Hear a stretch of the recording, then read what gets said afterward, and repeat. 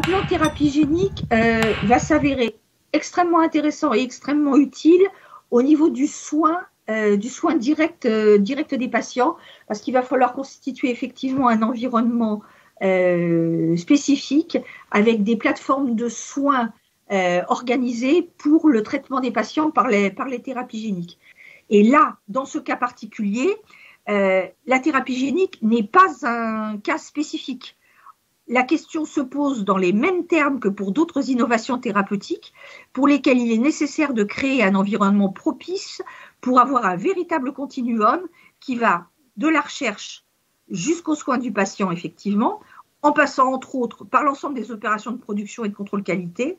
toute la chaîne d'approvisionnement, et enfin le suivi des patients sur le long terme. Et là, effectivement, ce sera intéressant de connecter avec tout ce qui sera mis en place au niveau des plateformes de suivi et de soins des patients. Il faut aussi que nos autorités réglementaires et nos autorités sanitaires sachent faire preuve de suffisamment de souplesse et d'agilité pour adapter les structures existantes aux évolutions futures de ces thérapies.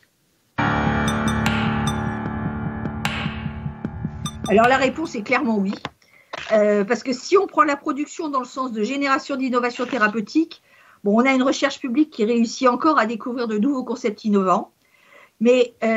il est clair que cette recherche publique est de plus en plus fragilisée par la réduction des dépenses auxquelles elle est confrontée maintenant depuis plusieurs décennies. Ça fait à peu près 30 ans qu'on coupe régulièrement dans les budgets de la recherche publique.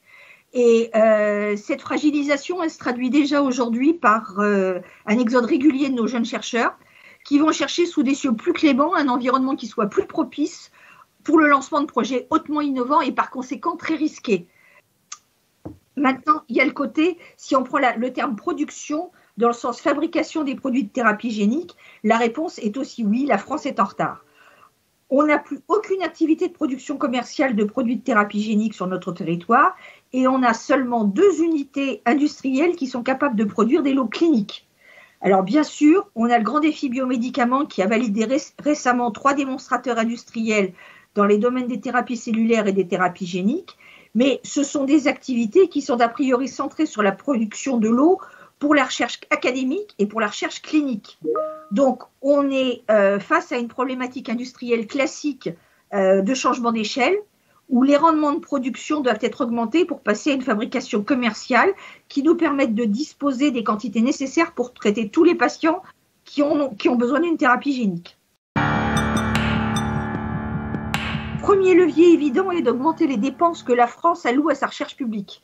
Alors certes, c'est une demande que les chercheurs et de nombreux autres spécialistes français demandent régulièrement, mais l'impact des réductions budgétaires successives qui se sont imposées depuis plusieurs décennies, comme je l'ai dit tout à l'heure, risque de continuer à creuser le fossé avec les pays plus performants. Donc, il est important, dans ce domaine en particulier et dans la biotech en général, de pouvoir proposer aux sociétés et à toute la chaîne de prestataires de services qui les accompagnent un environnement et un écosystème favorable pour leur permettre de lancer des projets de R&D innovants et développer des technologies de rupture. C'est comme ça qu'on y arrivera, à mon avis. Et là, encore une fois, qui dit projet innovant, dit à nouveau projet risqué. Et ça nous ramène de nouveau à la question du financement de l'innovation thérapeutique en France. Donc, il nous faudrait une impulsion pour développer encore plus le nombre d'investisseurs français et surtout des impulsions pour les inciter à prendre plus de risques dans leur financement, parce que c'est vrai que des projets comme les projets de thérapie génique sont encore considérés comme très risqués par les investisseurs du capital risque